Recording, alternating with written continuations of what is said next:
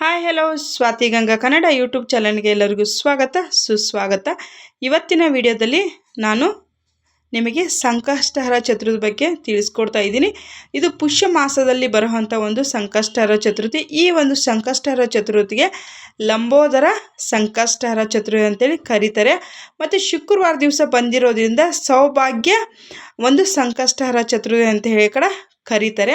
ಹಾಗಾಗಿ ಇವತ್ತಿನ ದಿವಸ ನಾವು ಚಂದ್ರೋದಯ ಸಮಯ ಮತ್ತು ಯಾವ ಒಂದು ರೀತಿಯಲ್ಲಿ ಪೂಜೆಯನ್ನು ಮಾಡ್ಕೊಳ್ಬೇಕು, ಮುಡುಪು ಕಟ್ಟೋರು ಯಾವ ರೀತಿಯಲ್ಲಿ ಕಟ್ಕೊಳ್ಬೇಕು, ಮತ್ತು ಪೂಜಾ ಒಂದು ಸಮಯ ಚಂದ್ರೋದಯದ ಸಮಯ, ಮತ್ತು ನೀವು ಉಪವಾಸವನ್ನು ಸಂಕಷ್ಟಹರ ವ್ರತವನ್ನು ಮಾಡುವಂಥವ್ರು ಉಪವಾಸವನ್ನು ಹೇಗೆ ಮಾಡಬೇಕು, ಮತ್ತು ಯಾವ ಒಂದು ಹೂಗಳನ್ನು ಅರ್ಪಿಸಬೇಕು, ಮತ್ತು ಯಾವ ಒಂದು ನಾಮಗಳನ್ನು ಹೇಳ್ತಾ ನಾವು ಈ ಒಂದು ಗಣೇಶನಿಗೆ ಪ್ರಿಯವಾಗಿರುವಂಥ ವಸ್ತುಗಳನ್ನು ಅರ್ಪಿಸೋದ್ರಿಂದ ನಮ್ಮ ಒಂದು ಸಕಲ ಸಂಕಷ್ಟ ಅನ್ನುವಂಥದ್ದು ದೂರವಾಗುತ್ತೆ ಅನ್ನೋದನ್ನು ಈ ವಿಡಿಯೋದಲ್ಲಿ ತಿಳಿಸ್ಕೊಡ್ತೀನಿ. ವಿಡಿಯೋ ಇಷ್ಟ ಆದರೆ ಲೈಕ್ ಮಾಡಿ, ಶೇರ್ ಮಾಡಿ, ಸಬ್ಸ್ಕ್ರೈಬ್ ಮಾಡಿಕೊಂಡು ಸ್ವಾತಿ ಗಂಗಾ ಕನ್ನಡ ಯೂಟ್ಯೂಬ್ ಚಾನಲ್ನ ಎಲ್ಲರೂ ಸಪೋರ್ಟ್ ಮಾಡಿ ಅಂತೇಳಿ ಕೇಳ್ಕೊಳ್ತೀನಿ.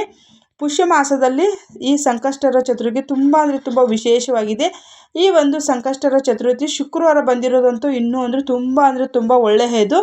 ಯಾಕಪ್ಪ ಅಂತಂದರೆ ನಾವು ವಿಘ್ನ ವಿನಾಶಕನನ್ನು ಪೂಜೆಯನ್ನು ಸಲ್ಲಿಸ್ಕೊಳ್ತೀವಿ, ಮತ್ತು ಸಾಕ್ಷಾತ್ ಮಹಾಲಕ್ಷ್ಮಿಯನ್ನು ಸಹ ನಾವು ಪೂಜೆಯನ್ನು ಸಲ್ಲಿಸ್ತೀವಿ. ನಮ್ಮ ಒಂದು ಕೆಲಸಕ್ಕೆ ಏನೇ ಒಂದು ವಿಘ್ನಗಳು ಬಂದರೂ ಕೂಡ ದೂರವಾಗುತ್ತೆ. ಮಹಾಲಕ್ಷ್ಮಿ ಅಂತಂದರೆ ದುಡ್ಡು ಕೂಡ ನಮಗೆ ಆಕರ್ಷಣೆ ಆಗುತ್ತೆ. ಬನ್ನಿ ಇವಾಗ ಒಂದು ಗಣೇಶನಿಗೆ ನಾವು ಯಾವ ಒಂದು ರೀತಿಯಲ್ಲಿ ಪೂಜೆಯನ್ನು ಮಾಡ್ಕೊಳ್ಬೇಕು ಅನ್ನೋದನ್ನು ತಿಳಿಸ್ಕೊಡ್ತೀನಿ. ನಿಮಗೆ ಟೈಮಿಂಗ್ಸ್ ಕೂಡ ನಾನು ವಿಡಿಯೋ ಎಂಡಲ್ಲಿ ಹಾಕ್ತೀನಿ, ಅದನ್ನು ಕೂಡ ನೀವು ಸ್ಕ್ರೀನ್ಶಾಟ್ ಮಾಡಿಕೊಂಡು ನಿಮ್ಮ ಒಂದು ಸಂಕಷ್ಟಹರ ಚತುರ್ಥಿಯ ವ್ರತವನ್ನು ಮಾಡಬಹುದು. ಮೊದಲಿಗೆ ನಾವು ಏನೇನೆಲ್ಲ ವಸ್ತುಗಳನ್ನು ಅರ್ಪಿಸಬೇಕು ಅನ್ನೋದನ್ನು ತಿಳಿಸ್ಕೊಡ್ತೀನಿ ನೋಡಿ. ಮೊದಲಿಗೆ ನಿಮ್ಮ ಮನೆಯಲ್ಲಿ ಬೆಳ್ಳಿ ಗಣೇಶ ಆಗಿರ್ಬೋದು, ಒಂದು ಹಿತ್ತಾಳೆ ಗಣೇಶ ಆಗಿರ್ಬೋದು, ಮತ್ತು ಎಕ್ಕದ ಗಣೇಶ ಆಗಿರ್ಬೋದು, ಯಾವುದೇ ಒಂದು ಗಣೇಶನ ಪ್ರತಿಮೆ ಇದ್ದರೆ ನೀವು ಅದನ್ನು ತೆಗೆದುಕೊಳ್ಳಿ. ಇಲ್ಲ ಅಂತಂದರೆ ಗಣೇಶನ ಒಂದು ಚಿತ್ರಪಟ ಇದ್ದರೂ ಕೂಡ ಅದನ್ನು ಸಹ ನೀವು ಸ್ವಚ್ಛವಾದ ನೀರಲ್ಲಿ ಒರೆಸ್ಕೊಂಡು ವಿಭೂತಿ ಭಸ್ಮವನ್ನು ಇಡಬೇಕು. ಇಟ್ಟು ನೀವು ಏನನ್ನೆಲ್ಲ ವಸ್ತುಗಳನ್ನು ಅರ್ಪಿಸಬೇಕು ಅಂತ ಅನ್ನೋದಾದರೆ ನೀವು ಕಡಲೆಕಾಳಿನ ಹಾರವನ್ನು ಮಾಡಿ ಹಾಕಬಹುದು, ಮತ್ತು ಗರಿಕೆಯನ್ನು ಅರ್ಪಿಸಬಹುದು, ಮತ್ತು ಬಿಳಿ ಎಕ್ಕದ ಹೂಗಳಲ್ಲೂ ಕೂಡ ಹಾರವನ್ನು ಮಾಡಿ ಹಾಕ್ತಾರೆ, ಅದನ್ನು ಸಹ ನೀವು ಗಣೇಶನಿಗೆ ಅರ್ಪಿಸಬಹುದು. ಗಣೇಶನಿಗೆ ತುಂಬ ಪ್ರಿಯವಾಗಿರುವಂಥದ್ದು ಮೋದಕ ಮತ್ತು ಕಡಲೆಕಾಳು ಉಸುಳಿಯನ್ನು ಸಹ ನೀವು ನೈವೇದ್ಯಕ್ಕೆ ಮಾಡ್ಕೊಳ್ಬಹುದು. ಅದರಿಂದ ಕೂಡ ನಿಮಗೆ ಒಂದು ಗುರುವಿನ ಅನುಗ್ರಹ ಆಗುತ್ತೆ, ಮತ್ತು ಗಣೇಶನ ಒಂದು ಅನುಗ್ರಹ ಕೂಡ ನಮಗೆ ಆಗುತ್ತೆ ಅಂಥೇಳಿ ತಿಳಿಸ್ತೀನಿ. ಮತ್ತು ನೀವು ಏನೇನೆಲ್ಲ ಒಂದು ನಾಮಗಳನ್ನು ಹೇಳಬೇಕು ಅಂತಂದರೆ ಗಣೇಶನಿಗೆ 21 ನಾಮಗಳನ್ನು ಹೇಳ್ಕೊಳ್ಬೇಕು. ಗಣೇಶ ಅಂತ ಹೇಳಿ ಆಗಿರ್ಬೋದು, ವಿನಾಯಕ, ವಿಘ್ನೇಶ್ವರ, ಲಂಬೋದರ, ಏಕದಂತಾಯ, ಈ ರೀತಿಯಾಗಿ 20 ನಾಮಗಳನ್ನು ಹೇಳ್ತಾ 21 ನಾಮಗಳನ್ನ ಹೇಳ್ತಾ ಒಂದೊಂದು ನಾಮಕ್ಕೂ ಸಹ ಒಂದೊಂದು ಗರಿಕೆಯನ್ನು ಇಟ್ಟು ನೀವು ಗಣೇಶನಿಗೆ ಅರ್ಚನೆಯನ್ನು ಮಾಡ್ಕೊಳ್ಬೇಕಾಗುತ್ತೆ. ಮತ್ತು ನೀವು ಚಂದ್ರೋದಯ ಸಮಯಕ್ಕೆ ಚಂದ್ರನಿಗೆ ಅರ್ಘ್ಯವನ್ನು ಕೊಡಬೇಕು. ಮತ್ತು ಚಂದ್ರನಿಗೆ ನಾವು ಏನು ನೈವೇದ್ಯ ಇಡಬೇಕು ಅಂತ ಅನ್ನೋದಾದರೆ ನಿಮ್ಮದು ಸಂಕಷ್ಟಹರ ಚತುರ್ಥಿ ನಿಮ್ಮದು ಉಪವಾಸದ ಆಚರಣೆ ಮುಗಿಯೋ ಅಂಥದ್ದು ಚಂದ್ರೋದಯ ಸಮಯದ ನಂತರದಲ್ಲಿ ಚಂದ್ರನಿಗೆ ಒಂದು ಅರ್ಘ್ಯವನ್ನು ಕೊಟ್ಬಿಟ್ಟು ನೀವು ಚಂದ್ರನಿಗೆ ನೈವೇದ್ಯಕ್ಕೆ ಮೊಸರನ್ನವನ್ನು ಇಟ್ಕೊಳ್ಬೇಕಾಗತ್ತೆ. ಮೊಸರನ್ನ ಇಡೋದು ತುಂಬ ಶುಭ ಫಲಗಳನ್ನು ಕೊಡುತ್ತೆ.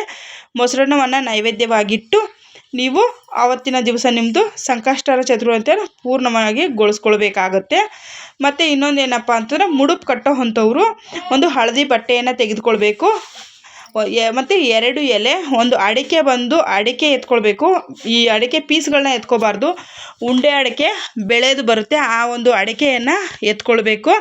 ಮತ್ತು ಒಂದು ಅರಿಶಿನ ಕೊಂಬು, ಅದಕ್ಕೆ ನೀವು ಸ್ವಲ್ಪ ಅರಿಶಿನ ಕುಂಕುಮ ಅಕ್ಷತೆಯನ್ನು ಇಟ್ಟು 21 ಗರಿಕೆಯನ್ನು ಇಡಬೇಕು. 21 ಕಾಸನ್ನೇ ಇಡಬೇಕು. ನೀವು 21 ಕಾಯಿನ್ ಇಕ್ಕಿದ್ರೂ ನಡೀತದೆ, ಇಲ್ಲಾಂದರೆ ಒಂದು 20 ರೂಪಾಯಿ ಲೋಟು ಒಂದು ಕಾಯಿನ್ ಕೂಡ ಇಟ್ಟರೂ ನಡೆಯುತ್ತೆ. 1 ರೂಪಾಯಿ ಆದರೆ 21 ಬರೋ ರೀತಿಯಲ್ಲಿ ಬಿಳಿ ಬಟ್ಟೆಗೆ ಸ್ವಲ್ಪ ಅರಿಶಿನ ಮಾಡಿಕೊಂಡು ಅದನ್ನು ನೀವು ಈ ಒಂದು ಗಣೇಶನ ಪೂಜೆಯಲ್ಲಿ 3 ಗಂಟೆಗಳನ್ನು ಹಾಕಿ ಹಳದಿ ಬಟ್ಟೆಯ ಗಂಟನ್ನು ಇಟ್ಕೊಂಡು ಅವತ್ತಿನ ದಿವಸ ಪೂಜೆಯನ್ನು ನೀವು ಮಾಡ್ಕೊಳ್ಬೇಕು. ನಿಮ್ಮ ಮನೆಯಲ್ಲಿ ಸಾಧ್ಯ ಇದೆ ನಾವು ಏನು ಚಿಕನ್ ಮಟನ್ ಆ ಥರ ತಿನ್ನೋದಿಲ್ಲ ಅಂತಂದರೆ 21 ದಿನಗಳ ಕಾಲ ಮನೆಯಲ್ಲಿ ಪೂಜೆ ಮಾಡಿ ತದನಂತರದಲ್ಲಿ ನೀವು ದೇವಸ್ಥಾನಕ್ಕೆ ಎತ್ಕೊಂಡು ಹೋಗಿ ಅದನ್ನು ಕೊಡಬೇಕಾಗುತ್ತೆ. ನಮ್ಮ ಮನೇಲಿ ಅದು ಇದು ತಿಂತೀವಿ, ನಮಗೆ ಅಷ್ಟೊಂದೆಲ್ಲ ಪಾಲಿಸೋದಕ್ಕೆ ಆಗೋದಿಲ್ಲ ಅನ್ನೋವಂಥವ್ರು ಸಂಕಷ್ಟಿ ಮುಗಿಯುತ್ತಲ್ವ, ಶುಕ್ರವಾರ ಸಂಕಷ್ಟಿ ಮುಗಿಯುತ್ತೆ, ನೀವು ಶನಿವಾರ ದಿವಸ ಎತ್ಕೊಂಡು ಹೋಗ್ಬಿಟ್ಟು ಗಣೇಶ ದೇವಸ್ಥಾನಕ್ಕೆ ಎತ್ಕೊಂಡು ಹೋಗಿ ಕೊಡಬೇಕಾಗುತ್ತೆ. ಅವರು ದೇವಸ್ಥಾನ ಮುಡುಪು ಕಟ್ಟಿರೋದಂದರೆ ಅವ್ರು ಏನು ಅನ್ನೋದಿಲ್ಲ, ಅವರು ತೆಗೆದುಕೊಳ್ತಾರೆ ಅಂತಲೇ ತಿಳಿಸ್ತೀನಿ. ಮತ್ತು ಗಣೇಶನೊಂದು ಪೂಜೆಯನ್ನು ಮುಗಿಸ್ಕೊಂಡು ನಾನಿಲ್ಲಿ ನೋಡಿ ಜನವರಿ 17ನೇ ತಾರೀಕು 2025 ಫ್ರೈಡೇ ಬಂದಿರೋವಂಥದ್ದು. ಮತ್ತು ನಾನು ಟೈಮಿಂಗ್ಸನ್ನು ಸಹ ಹೇಳ್ತೀನಿ ನೋಡಿ. 1:36 ನಮಗೆ ಸ್ಟಾರ್ಟ್ ಆಗುತ್ತೆ. ಆ ಒಂದು ಸಮಯ ಚಂದ್ರೋದಯದ ಸಮಯ ಕೂಡ ನಾನು ಹಾಕಿದ್ದೀನಿ, ಅದನ್ನು ಕೂಡ ನೀವು ನೋಡಿಕೊಂಡು ನಾನಿಲ್ಲಿ ಮುಡುಪು ಕಟ್ಟಿರುವಂಥದ್ದನ್ನು ಕೂಡ ನಿಮಗೆ ಸ್ಕ್ರೀನ್ಶಾಟನ್ನು ಹಾಕಿದ್ದೀನಿ. ಮತ್ತು ಚಂದ್ರನಿಗೆ ಯಾವ ರೀತಿ ಅರ್ಘ್ಯ ಕೊಡಬೇಕು ಅನ್ನೋದನ್ನು ತೋರಿಸಿದ್ದೀನಿ. ಚಂದ್ರನನ್ನು ಒಂದು ದರ್ಶನವನ್ನು ಮಾಡಿಕೊಂಡು ಈ ಪುಷ್ಯ ಮಾಸದಲ್ಲಿ ಬಂದಿರುವಂಥ ಸಂಕಷ್ಟಹರ ಚತುರ್ಥಿ ತುಂಬ ಅಂದರೆ ತುಂಬ ಒಳ್ಳೆಯದು. ಲಂಬೋದರ ಸಂಕಷ್ಟಹರ ಚತುರ್ಥಿ ಅಂತೇಳಿ ಕರೀತಾರೆ. ಏನಾನ ನಿಮಗೆ ಡೌಟ್ಸ್ಗಳಿದ್ದರೆ ಖಂಡಿತವಾಗ್ಲೂ ಕಮೆಂಟಲ್ಲಿ ಬರೆದು ತಿಳಿಸಿ. ಏನು ಡೌಟ್ ಇದ್ದರೆ ನಾನು ಖಂಡಿತವಾಗ್ಲೂ ನಿಮಗೆ ರಿಪ್ಲೈಯನ್ನು ಮಾಡ್ತೀನಿ. ವಿಡಿಯೋ ಇಷ್ಟ ಆದರೆ ಲೈಕ್ ಮಾಡಿ, ಶೇರ್ ಮಾಡಿ, ಸಬ್ಸ್ಕ್ರೈಬ್ ಮಾಡಿಕೊಂಡು ಸ್ವಾತಿ ಗಂಗಾ ಕನ್ನಡ ಯೂಟ್ಯೂಬ್ ಚಾನಲ್ಗೆ ಸಪೋರ್ಟ್ ಮಾಡಿ, ಸಬ್ಸ್ಕ್ರೈಬ್ ಮಾಡ್ಕೊಳ್ಳಿ. Thank you.